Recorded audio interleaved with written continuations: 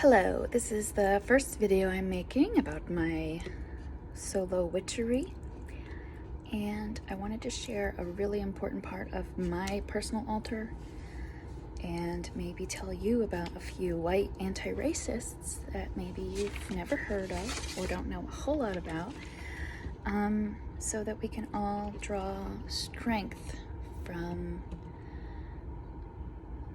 the white anti-racist ancestors. Of course, the first one is Braden.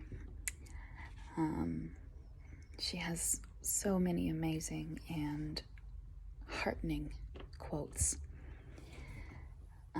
My favorite is, "The first task of whites in these struggles is to be vocal and visible." God, I struggle with visible because I prefer to not be noticed. So, something I'm working on. So here's her picture up until the end with her bullhorn doing what she needs to do. So there's Anne. Love and honor her.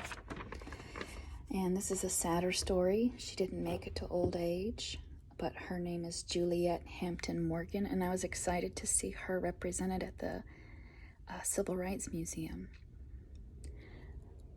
She was a librarian in Montgomery, and she wrote an op-ed trying to call for decency and Alabama's good behavior. Well, she wanted Alabama's good behavior. Here is her quote from her op-ed. "There are so many Southerners from various walks of life that know you," talking to Buford Boone, "are right.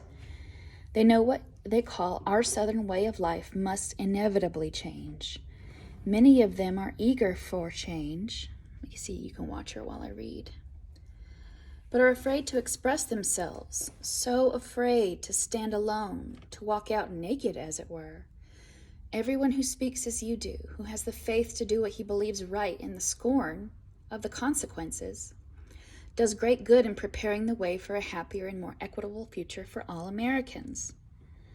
You help redeem Alabama's very bad behavior in the eyes of the nation and the world.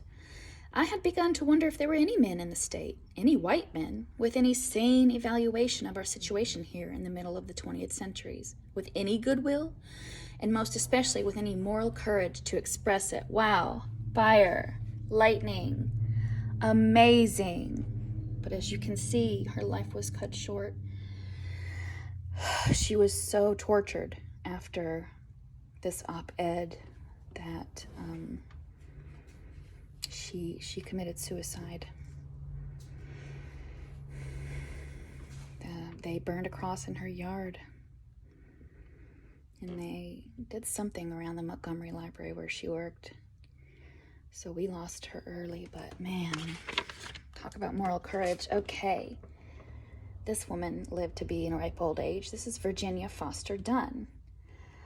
And here's her quote, and I'll let you look at her while I read a quote from her. There she is. "I really have come to the conclusions that reconstructed Southerners are the most attractive people there are. They are not self-righteous like so many of our Yankee friends. Shade. They know from experience the ease of evil ways and the difficulty breaking away from them. All of us have had to pay for our convictions, so they are not held lightly. And I am of the opinion, which of course is very conceited, that we emancipated Southerners are really prizes."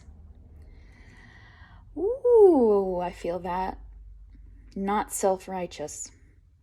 They know from experience the ease of evil ways, of turning our heads the other way, not looking. Convictions are not held lightly. Not sure I love the emancipated Southerners, but I don't love the woke Southerners either, but those willing to look inward and really address what parts of them uphold white supremacy. Wow.